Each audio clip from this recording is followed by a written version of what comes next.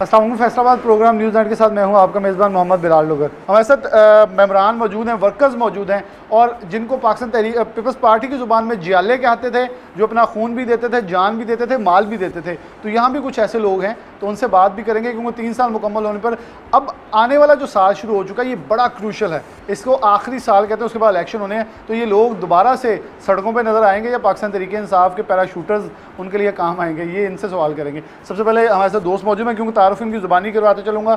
Founder member के तौर पे जाने जाते हैं, अपना तारुफ करवा दें। और मेरा सवाल सबसे पहले आपसे ये होगा कि क्या लगता है जब दौरा इक़्तिदार में आज गली मोहल्लों में आपसे पूछा जाता है कि पाकिस्तान तहरीक इंसाफ ने फैसलाबाद में सड़कें कम और गड्ढे ज़्यादा नज़र आते हैं, फैसलाबाद के अंदर वासा का मसला है, बिजली आज तक फैसलों की ऐसे शॉर्टफॉल नहीं हुआ, तो कितना मुश्किल लगता है कि अब इसे डिफेंड करना या ये कहना कि इमरान साहब ईमानदार हैं? बिस्मिल्लाहिर्रहमानिर्रहीम। मैं मोहम्मद अमाद भट्ट, मक्की क्लॉथ मार्केट में मैं ताजर भी हूँ। साथ जैसे बिलाल भाई ने कहा कि मुश्किल तो बहुत लगता है जी कि अपने आप को कहना कि हम तहरीक इंसाफ के मेंबर हैं, तो बकाया ये है कि काफ़ी मुश्किल है, काफ़ी टेंशन वाला माहौल है। लेकिन हम कोशिश करते हैं अपनी पार्टी की जितनी भी हम डिफेंस कर सकें। हम इस बारे में अब क्या कहें, लेकिन ये कि इंशाल्लाह हम इमरान खान साहब के साथ खड़े हैं, हर लिहाज में से खड़े हैं। हमें उन पे उम्मीद है कि इंशाल्लाह वो हमारी उम्मीदों को इंशाल्लाह पूरा करेंगे। काशिफ खान साहब मौजूद हैं, बहुत शुक्रिया।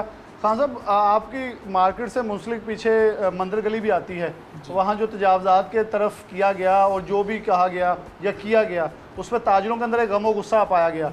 ये घंटा अगर पहली बार तारीख में पाकिस्तान तहरीक इंसाफ ने या नून लीग के हाथों गया है, ये कह लें इन शॉर्ट, तो क्या उनको डिफेंड करना मुश्किल तो अब होता है कि उन्हें बताना यार हमारी गवर्नमेंट आपके साथ इंसाफ कर रही है? हमारी अपनी गवर्नमेंट होने के बावजूद बहुत ज़्यादा ताजरों के साथ नारवा सलूक किया जा रहा है, जिसमें मैं ये कहूँगा कि अगर इन्होंने इंतज़ामिया के साथ मिलके कोई भी ऑपरेशन शुरू किया था तो उस ऑपरेशन में इनको चाहिए था कि सबके साथ इक्वल करते। अगर कोई नाजायज़ बैठा है, हम नहीं कहते कि कोई नाजायज़ बैठे तो उसको उठाएं, लेकिन हुआ ये है, जो रियलिटी है कि चंद लोगों को जो है ना वहाँ से उठाया गया है और बहुत से लोगों को जो है ना वो रिलीफ दिया गया है।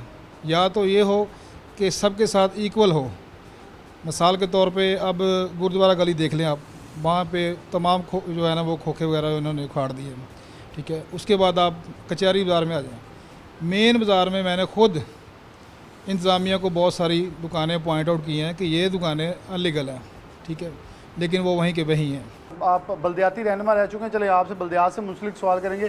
पाकिस्तान तहरीक इंसाफ ने इमरान खान साहब जब धोबी गार्ड भी आए थे एक बात बोलते थे कि ताकत की मुंतकली निचली सतह तक, लेकिन ताकत की मुंतकली निचली सतह तब होगी जब आपका बल्दियाती सेटअप मजबूत होगा। आपने कहा ये कमज़ोर सेटअप है, तोड़ दिया, उसके बाद अदालत ने बहाल किया, बहाल नहीं हो सका और फिर ताकत भी नहीं दे सके। लेकिन क्या लग रहा है अब दोबारा से उस्मान बुज़दार साहब कह रहे हैं जी आखिरी दिन आ रहे हैं, अब हम जी इलेक्शन करवा देंगे। क्या इलेक्शन में जाने से पहले बल्दियाती सेटअप बचा पाएगा पाकिस्तान तहरीक इंसाफ को, क्योंकि ये बहुत बड़ा अलमी है जो कि इस वक्त लोग कोस रहे हैं? बिस्मिल्लाहिर्रहमानिर्रहीम। एहसान अली ढिल्लों, जनरल काउंसलर। मैं बिलाल भाई आपको ये बताना चाहता हूँ कि हम आज भी पाकिस्तान तहरीक इंसाफ के कारकुन हैं और इमरान खान साहब हमारे लीडर हैं और हमें फ़ख्र है कि हमें एक इमरान खान साहब जैसे लीडर पाकिस्तान को मिला और हमने उसको फॉलो किया। लेकिन चूँकि हम खान साहब की तरबियत थी कि उन्होंने कहा था कि हक बात जो भी आपके सामने हो उसके सामने हक बात कहने से आपने नहीं घबराना। आज अगर हम अपनी पार्टी पे कुछ खामियों की निशानदेही कर रहे हैं तो उनकी तरबियत का नतीजा है कि हम ये कह रहे हैं कि जो हमारी पार्टी में हमारा जो मंशूर था, जो खान साहब ने हमें दिया था, हमने उसी को फॉलो किया। और खान साहब के मंशूर के मुताबिक ये था कि हम इस पार्टी को एक इंस्टीट्यूट बनाएंगे और इसका इक़्तिदार निचले लेवल तक जाएगा, इसका बल्दियाती सिस्टम मजबूत होगा। आज जबकि हमारी पार्टी इक़्तिदार में है, हमें लोगों के सामने जाने में थोड़ी सी शर्मसारी महसूस होती है कि जब लोग हमसे ये क्वेश्चन करते हैं कि आपकी पार्टी का ये मंशूर था, आपके लीडर ने ये विजन दिया था आपको कि आपका बल्दियाती सेटअप मजबूत होगा, इक़्तिदार की मुंतकिली निचली सतह तक जाएगी, जबकि वो नज़र नहीं आ रही। पार्टी का आधे से ज़्यादा टेन्योर हमारा गुजर चुका है इक़्तिदार का, कि अभी तक हम अपना बलदियाती सेटअप जो है उसको बता ही नहीं पाए कि अभी किस तरह का होना है। फैसलाबाद डिवीजन में पाकिस्तान की सबसे ज़्यादा नशिस्तें सिर्फ फैसलाबाद ने जीती थी पूरे पाकिस्तान में। बेशक ये हम यही जा रहे हैं कि अगर इन लोगों में इतना शऊर है कि अगर वो लीडरशिप की पहचान कर सकते हैं, उन्होंने इमरान खान की क़यादत पे एतबार किया और इस पर एतमाद करते हुए इतनी बड़ी तब्दीली फैसलाबाद में कि एक वक्त में एक सीट भी नहीं थी और उस दूसरी तरफ इतनी ऐसी काया पलटी कि सारे का शहर जो है PTI का हो गया। हम ये पार्टी से यही डिमांड कर रहे हैं कि खुदारा इन लोगों की उम्मीदों पे पूरा उतरे। हम ये चाहते हैं कि तंजीमी सेटअप और ये इलेक्टेबल का सेटअप अलग होना चाहिए। तंजीम कोई भी पार्टी का जो ग्रास रूट लेवल है वो तंजीमी सेटअप है। या तो फिर इमरान खान खुद चेयरमैन बन जाए, सैफुल्लाह नियाज़ी को वहाँ से भी हटा दें, क्योंकि देखना वहाँ अलहदा है, यहाँ एक है। ज़ाहिर है यार, हम ये कह रहे हैं कि ये इलेक्टेबल कल को पता नहीं किस पार्टी में होने हैं। अगर इनकी बनाई, हाँ डेफिनेटली पिछली हिस्ट्री हमारी यही रही है। कल को अगर इनका बलदियाती ये तंजीमी सेटअप बना होगा, ये किसी और पार्टी में चले जाएंगे तो इस तंजीमी सेटअप का क्या बनेगा। हमारी पार्टी से ये डिमांड है, इमरान खान साहब से ये डिमांड है कि खुदारा तंजीम के मामला और बाकी इलेक्टेबल्स के मामला को अलग अलग होना चाहिए। मैं माइक आगे जाऊँगा, ये इनकी बात को मैं इंडोर्स ऐसे करूँगा। पाकिस्तान तहरीक इंसाफ का फैसलाबाद में तरीन ग्रुप यहीं से शुरू होता है, तो ये तो इसकी खुली मिसाल है कि ये कल को कहाँ होंगे वो तो वो अभी से बता रहे हैं कि हमने कहीं और होना है। अच्छा, कैसे देखते हैं गटरों के ऊपर तस्वीर लगना, अफसोस तो होता है कि अपने मेम्बरान असम्बली आपने जितवाए हैं और जनाजे पानी के अंदर से गुजरे, उनके गायबाना नमाज जनाजा पता नहीं कितने पढ़े गए हैं। तो ये तो बड़ी अफसोसनाक सूरत हाल होती है जब जमहूरियत के अंदर ऐसी चीज़ें परवान चढ़ती हैं। बिस्मिल्लाहिर्रहमानिर्रहीम। डॉक्टर कैसर अब्बास मेरा नाम है, CC 78 से मेरा तल्लक है। जनरल काउंसलर का मैं इलेक्शन जीता भी हूँ अपने हलके से। और आपने ये जो वासा के हवाले से बात की है, ये तो वासा का जो सिस्टम है ना फैसलाबाद में इंतहाई ख़राब है और इसकी तरफ किसी ने तवज्जो नहीं दी। असल मैं इधर आया था वर्कर की बात करने के लिए। बिल्कुल बिल्कुल। जिसको ना इग्नोर किया जा रहा है वर्कर को। हालांकि पार्टी कोई भी पार्टी हो वो वर्कर के सर पे होती है, मगर यह है कि हमारी पार्टी वर्कर की वजह से आ तो गई है, मगर यह है कि हमारी जो लोकल क़यादत है ना, इन्होंने वर्कर को बिल्कुल कुछ नहीं दिया, इसको एक खुडे लाइन लगा दिया ताकि उसको पता ही नहीं है कि हमारा वर्कर कहाँ कहाँ पे क्या कर रहा है। पैराशूटर आए हैं, उनको इज़्ज़त मिल रही है, पैसे वालों को इज़्ज़त मिल रही है, मगर वर्कर जो गरीब आदमी है वो घर में बैठा है, ना उनको वो कहीं नज़र आ रहा है, पार्टियों में नज़र आ रहा है, ना कोई इधर नज़र, उनको पता ही नहीं है कि पार्टी में क्या हो रहा है। वर्कर जो होती है ना वो, मैं माज़रत के साथ आपसे अगला सवाल साथ कर दूं। मुझे यहाँ तक भी शिकायत आई थी, वो एक इंसाफ टाइगर फोर्स बनी थी, उनको AC ऑफिस के अंदर दाखिले की भी इजाज़त नहीं होती, और लेकिन उन्हें वो जैकेट्स पहना दी गई हैं कि आप लोगों से जाकर गालियाँ ज़रूर सुने कि भाई तुसी कितों आ गए हैं, चौधरी बन गया जैकटा पा के। ये लोगों का इतराज़ है उनके ऊपर बहुत बड़ा। ये सिर्फ इनका टाइगर फोर्स का इतराज़ नहीं है, वैसे भी जो अहदेदार हैं उनके पास इख्तियार ही नहीं है। अगर किसी के पास कोई ओहदा है तो वो अपने इख्तियार का इस्तेमाल ही नहीं कर सकता। हमारी गवर्नमेंट, इमरान खान हमारे लीडर हैं, बहुत अच्छे लीडर हैं, हम उनके साथ खड़े हैं, हर वक्त उनके साथ हैं, हमारी जान भी उनके लिए हाज़िर है, जिस तरह के हम धरने में भी उनके साथ रहे हैं, दिन रात रहे हैं उनके साथ। मगर यह है कि अब ये जो इख्तियारात दिए हैं तंजीमी हिसाब से लोगों को, मगर उनके पास इख्तियार नहीं है कि वो किसी का कुछ कर सकें।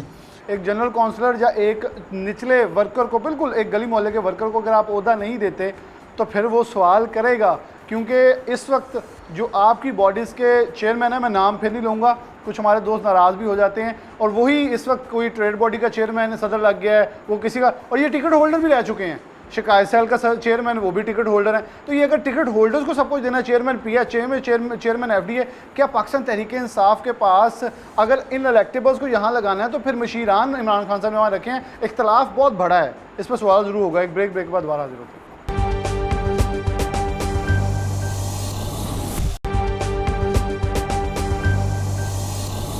वेलकम बैक नाज़रीन, दोबारा से प्रोग्राम के अंदर खुशामदीद कहते हैं। और नज़रियाती वर्कर के एक और ग्रुप हमारे साथ मौजूद है।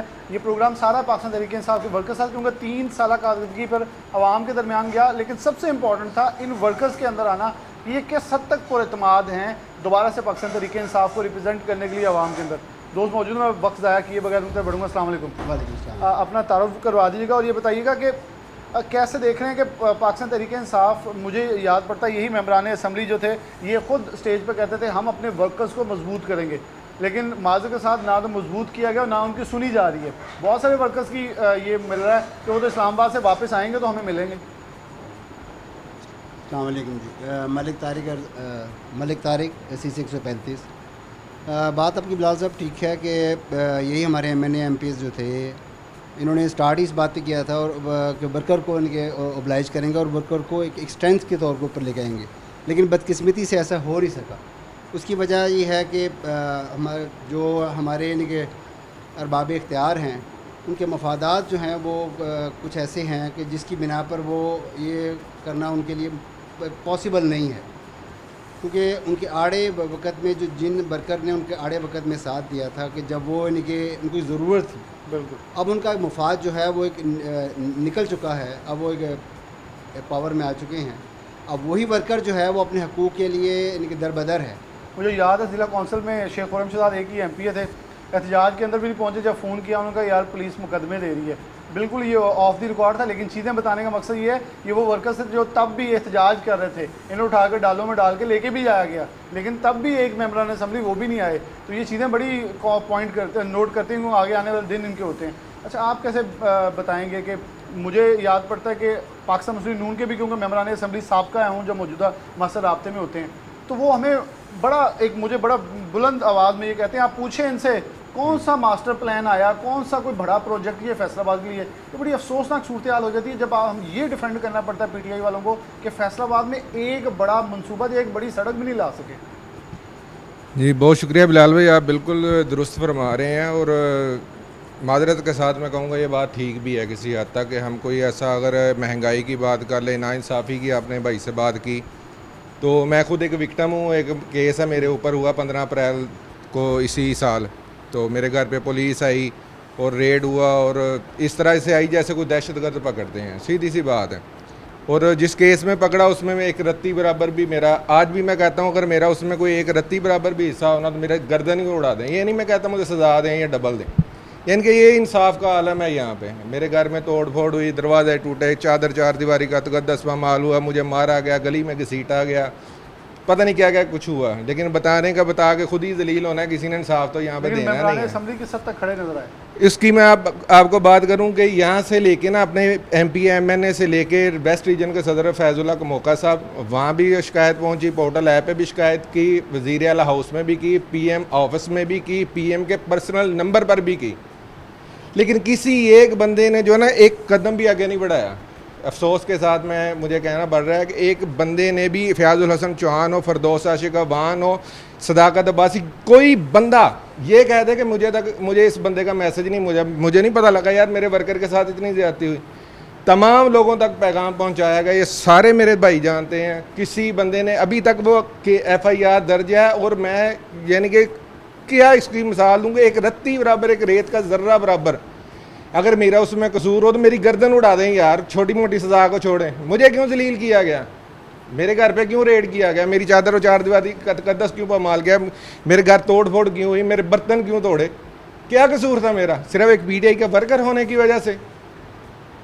यहाँ पे इंसाफ का ये आलम है, हमारे और भी दोस्तों के साथ होते, लेकिन मैं सिर्फ अपनी बात करूँगा कि ना हम आए थे इंसाफ, इंसानियत और खुददारी के ऊपर। मेरी खुददारी को पामाल किया कि मेरी गली में जहाँ से मैंने वोट लिए थे, मैं अपनी गली में इमरान खान हूँ, खुदा की कसम, उनको क्या पता इमरान खान कौन है।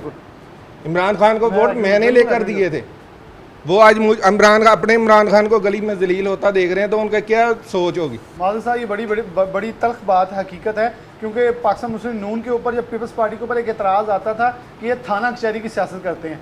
वैसे माजिद साहब, मैं मेंबरान असम्बली की अपने भाइयों के लिए सिफारिशें भी इस शहर में जानता हूँ, अगर वो बोलना चाहेंगे तो ऑन दी रिकॉर्ड सब कुछ लाएंगे। मदीना टाउन थाना, पीपल्स कॉलोनी थाना, रेल बाज़ार थाना, कोतवाली थाना, सब में, और जहाँ जहाँ जो लगा हुआ है, जो सपोर्ट करता है, जो ज़ुबान इस्तेमाल करता है, सब कुछ। लेकिन ज़ात के लिए हकूक गिल साहब मौजूद हैं, मैं इनकी तरफ बढ़ूँगा, और इनकी खिदमात सबसे पहले इस पार्टी के लिए बहुत ज़्यादा है, और ख़ास तौर पर ये वो विंग है जो सबसे ज़्यादा अहमियत का हामिल है, अक़लियती विंग, और ताहाल ये अभी तक अपने नोटिफिकेशन से महरूम है। तो ये इलेक्शन से पहले भी 2 साल ऐसे थे, आज 3 साल गुजरे, मेरे 5 साल एक ऐसा है जिसमें वहाँ अक़लियती विंग ही नहीं बन पा रहा।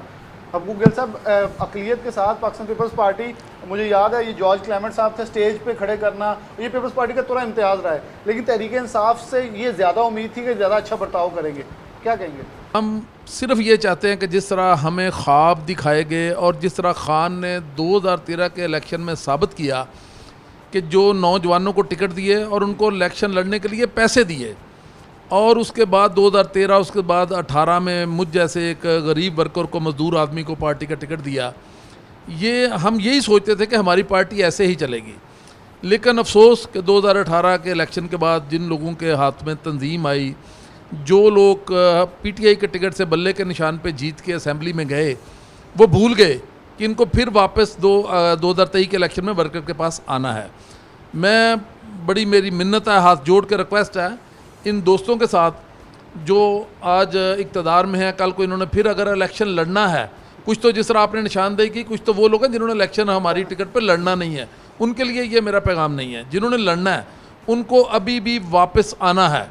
सुबह का बूला शाम को घर वापस आ जाए, उसे बूला नहीं कहा जाता। कैसे देख रहे हैं कि मतलब वर्कर्स गली मोहल्ले में जाना है, 2023 के लिए तैयारी करनी है, तो कितनी की तैयारी आप लोगों को लगता है? ये इन्होंने कहा सुबह का भूला शाम को, मुझे लगता है अब तो अंधेरा भी ज़्यादा होता जा रहा है, अब रात पड़ जानी है, फिर नहीं आ जाना वापस। जहाँ तक बिलाल भाई आपकी बात है वो काफ़ी हद तक दुरुस्त है, क्योंकि जो मामला जो हालात पैदा हो चुके हैं इस टाइम, महंगाई के हवाले से हो जाएं या वर्कर्स के इत्तेसाल के हवाले से हो जाएं, उसमें हम अगर खान साहब को देखें तो खान साहब पर्सनली तो बिल्कुल हमारा ईमान की हद तक हमें यकीन है कि खान साहब ख़ुद तो ठीक हैं, लेकिन जो नीचे वाली टीमें हैं उनकी, उसके बाद जो फैसलाबाद लेवल पर जो लोकल क़यादत है, जो लोकल लीडरान हैं, उनकी कोई ऐसी ख़ास वर्किंग नहीं है, उनका कोई ख़ास कंट्रीब्यूशन नहीं है पार्टी के हवाले से। तो पाकिस्तान तहरीक-ए-इंसाफ आपके ख्याल में, क्योंकि आपको हम खुद भी देखते रहे हैं जलसों जुलूसों के अंदर, तो कैसे इस वक्त आप लग रहा है कि 2023 की प्रिपरेशन कर रहे हैं, या इंतज़ार करें कि मेंबरान असेंबली खुद जाके वोट एक बार मांग लें,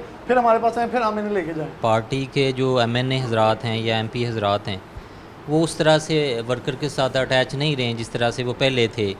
यहाँ तक कि वो जुमा भी आता था तो जुमा मुबारक का फ़ोन कर देते थे, ईद आती थी फ़ोन करते थे।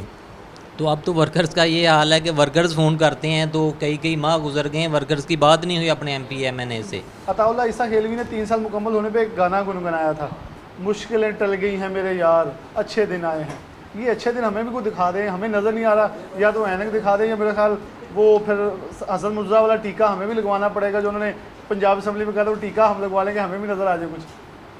नहीं, बात ऐसे है कि इंशाल्लाह हम पूरी उम्मीद हैं अच्छे दिन आएंगे। अभी बहुत सारे क्राइसिस है, बहुत सारे नहीं, खान साहब के मैं तो खान साहब की बात करूँगा। खान साहब खुद का टीम अच्छी नहीं है, तो खान साहब तो मतलब कोशिश अपनी कर रहे हैं, टीम अच्छी नहीं है, उसके लिए भी इंशाल्लाह खान साहब ने एक एजेंडा दिया है कि नेक्स्ट जो है इन लोगों को टिकट नहीं दिए जाएंगे। तो इंशाल्लाह हम बड़े पूरी उम्मीद है कि बेहतर हालात हो जाएंगे। आपके वाले साहब को मैं बड़े अच्छे तरीके से जानता हूँ, कभी कभी वैसे इतराज़ तो करते होंगे कि हमने ये सियासत की है, ये सब कुछ किया, ये जमात वाले जो कर रहे हैं ऐसा वर्कर्स के साथ तो कभी नहीं होना चाहिए, ना किया जाना चाहिए। उस्मान बुज़दार देख लें या गवर्नर सरवर देख लें, बिला शुबा उन्होंने यहाँ से इलेक्शन लड़ना हो तो उस हल्के में ज़रूर आते हैं, लेकिन उससे अलावा देखें तो वो वैसे प्रोटोकॉल या वर्कर को वैसे नहीं मिलता। ना तो वज़ीर आला हाउस के अंदर यूनिवर्सिटी के लिए या वर्कर्स के लिए दरवाजे नहीं खुले, ना गवर्नर हाउस में कुछ ऐसा हो सका। वर्कर्स बिल्कुल मुतलाशी रहे उस इज़्ज़त के जो वो चाहते थे कि हमने दिया हमें भी वापस मिले। हम जैसे कई वर्कर्स जो हैं वो मायूस होकर अपने घरों में बैठ चुके हैं। अब इनको सोचना चाहिए कि कल को ये किन के पास जाएंगे जब इलेक्शन होंगे। हम वो वर्कर्स हैं यहाँ पे जितने पार्टी फेस बैठे हुए हैं, हम वो वर्कर्स हैं जिन्होंने जेलों की सख्ती बर्दाश्त की, जिन्होंने धरनों में इनके साथ खड़े हुए।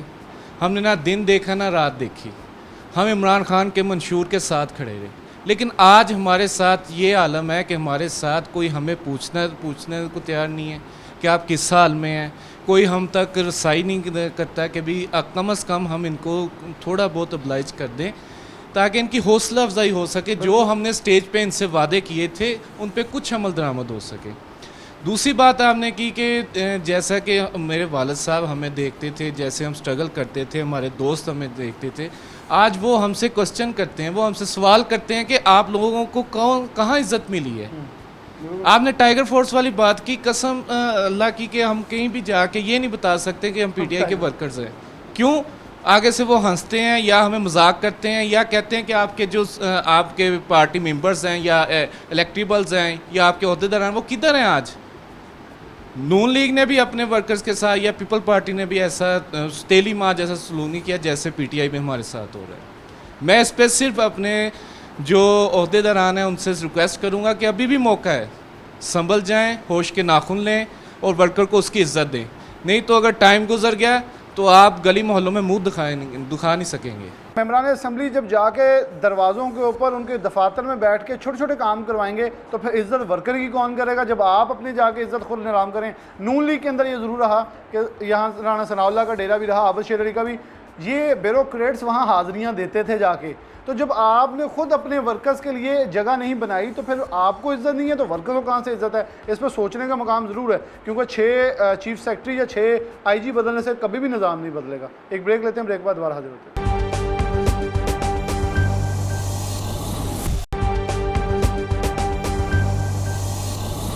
वेलकम बैक नाज़रीन, दोबारा से प्रोग्राम के अंदर खुशामदीद कहते हैं। प्रोग्राम हमारा जा रहा है, प्रोग्राम के आखिरी हिस्से की तरफ पहुँचे हैं।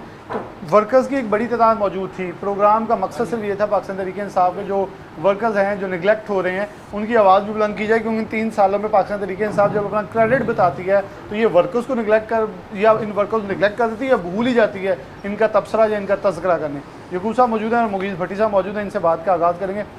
आपसे तो मैं सवाल यहीं से शुरू करूँगा। मुझे आज भी नोवेल्टी पुल याद आता है और मर्डर, उसके बाद वो कहानी वहाँ शुरू होती, तब भी पाकिस्तान तहरीक इंसाफ ने जो किरदार अदा किया, उसके बाद फिर आप लोगों ने कुर्बानियाँ दी। मुझे पता है मेंबरान असम्बली जो टिकट होल्डर थे आपके पास आए, आपको आगे लगाया। मैं ये कहूँगा उस हल्के में इस चीज़ को कैश किया गया कि पाकिस्तान तहरीक इंसाफ के वर्करों को यहाँ गोलियाँ मारी गई, कत्ल किया गया, नून लीग बड़ी बदनाम हुई। लेकिन आज वो वर्कर हमारे पास बैठ के अगर इतराज़ करेंगे तो मुझे भी अफसोस होगा पाकिस्तान तहरीक इंसाफ ज़्यादती कर रही है। जी बिलाल भाई, पहले तो मैं आपका मशकूर हूँ कि आपने आज वर्करों के लिए प्रोग्राम किया।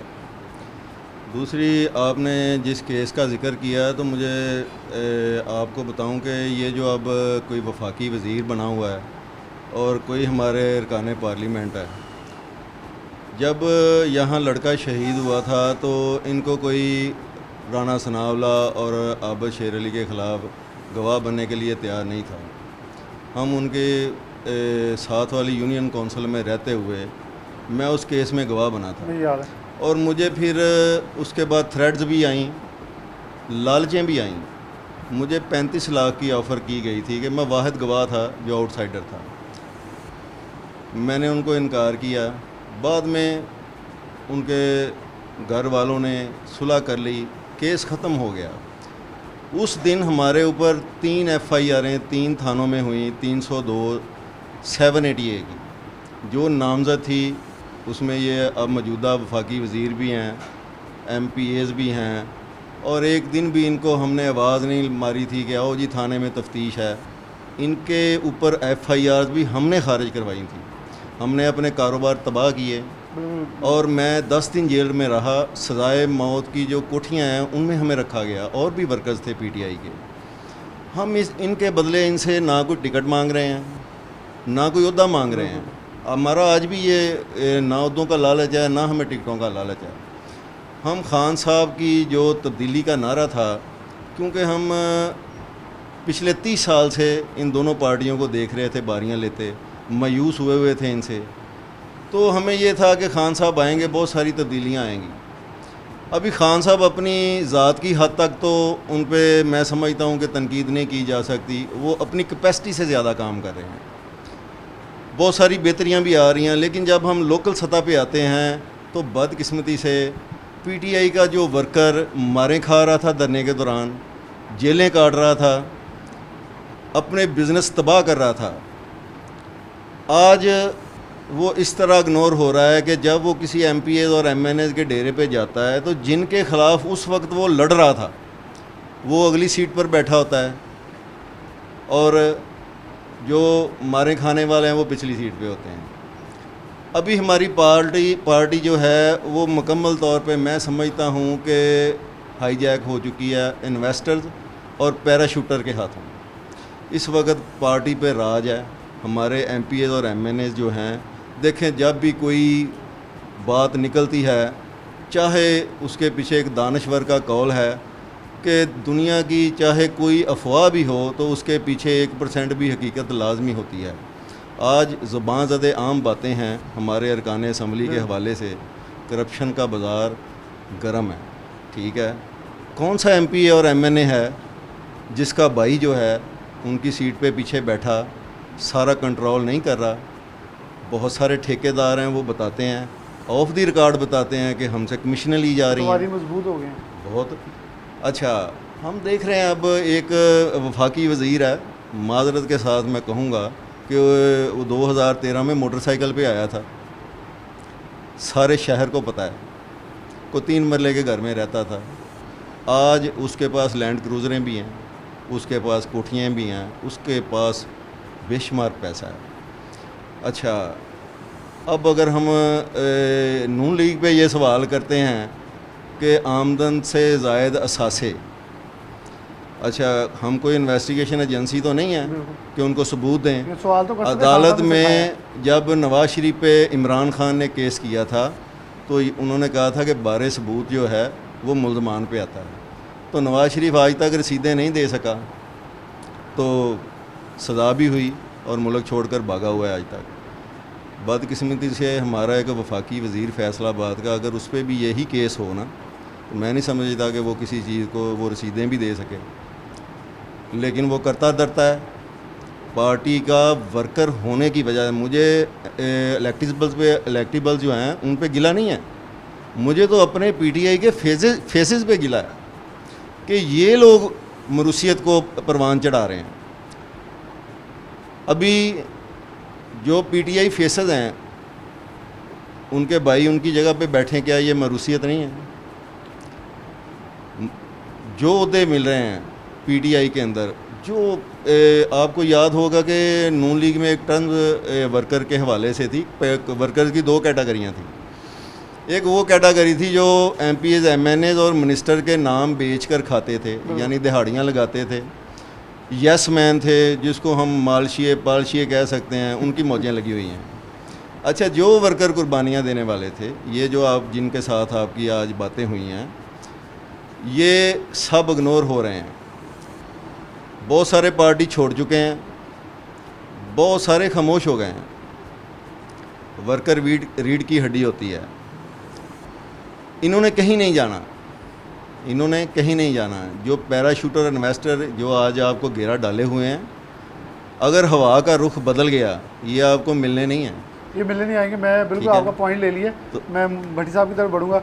भट्टी साहब, जब भी फैसलाबाद की बात करें तो अगर फैसलाबाद की चीदा शहबाज गिल साहब की बात कर लें, फैज़ल हसन चौहान की भी बात कर लें, इनका भी ताल्लुक़ फैसलाबाद से, और एक पंजाब का तर्जुमान, एक वफाक का तर्जुमान, एक वफाकी वज़ीर, एक मुझे याद है यहाँ असद उमर साहब आए तो उनसे किसी ने कहा ये मसले हल कर दें। उनका या तो फैज़ुल्लाह आपको अपनी ताकत ही बताता, या फिर ये आपको एहसास ही नहीं होता था कि मेरे पास सीट कौन सी है। इस सीट पे असद उमर ने कहा जब मैं था तो पूरा पाकिस्तान मुझसे पैसे मांगने आता था, अमदाद करता था, मैं उन्हें पैसे देता। और आज आप मुझसे कह रहे हैं और आपके साथ चेयरमैन कायमा कमेटी फाइनेंस और रेवेन्यू बैठा हुआ है। तो क्या देखते हैं, मतलब जब इलेक्शन की बारी आती है, बल्दियात का जिक्र आता है तो वो लॉर्ड मेयर हो जाते हैं, जब आता है एमएनए की या कोई और सीट आती है तो वही एमपीए के कैंडिडेट बन जाते हैं, यानी अपने ख़ानदानों से बाहर नहीं निकल रहे। लाल भाई, पहले तो बहुत शुक्रिया, आपने आज वर्करों की आवाज़ सुनी।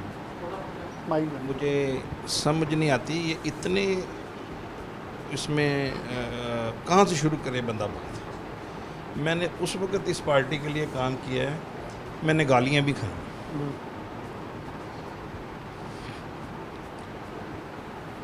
मुझे आज रोना आता है इस पार्टी के लिए, दुख होता है कि ये खान साहब आपके वीएन के ऊपर से ये लोग आए थे सारे, किन लोगों के हाथ में आपने इनकी स्टीयरिंग दे दिया है। मैं आज भी लड़ाई लड़ता हूँ डी ग्राउंड में बैठ के, खुदा की कसम रोज़ लड़ता हूँ लड़ाई उस वीएन के लिए कि ये पाकिस्तान के लिए हमें एक ही तो उम्मीद आई थी हमारे पास। आज तक मुझे बताएं, सेक्रेटरीएट नहीं बना, कितना जुल्म है पार्टी का। वर्कर कहाँ पे जाए? बिल्कुल सही। वर्कर को अगर दफ्तर कोई सेक्रेटरीएट बना हो तो हम एक दूसरे से मिलें भी, कोई एक दुख सुख सुनाएं आपको। क्या ये हक एमएनए एमपीएस का रह गया? ये पार्टी अब बरादरी पे पार्टी बन गई है। कोई पता चल रहा है गुज्जर पार्टी बन गया, कोई पता चल रहा है अराई बरादरी, बेड़ा गर्क कर दिया इन्होंने। मैं तो कभी, आज मेरा ये पहली दफ़ा, बिल्कुल पहली बात, मुझे भी मेरा याद तो दिल करता है कि कभी खान साहब के सामने बैठूं और उनको अपने दिल की आवाज़ सुनाऊं कि क्या किया, किन लोगों के हाथ में आपने बागडोर संभाल दी है। दे दिए इन लोगों को। आपने कभी इनका एहतसाब किया? खान साहब पे गिला इसलिए नहीं है कि वो बहुत बड़ी लड़ाई लड़ रहे हैं, कम से कम आप टीम तो बना दें। ये मेरे भाई जो अब इन्होंने जवाबदेह होना है। मैंने कई साल तंजीम के ऊपर काम किया है, तंजीम का पूरा एक सिस्टम बनाया था, ऊपर के लेवल पे कई लोगों को ने बड़ा अप्रिशिएट किया।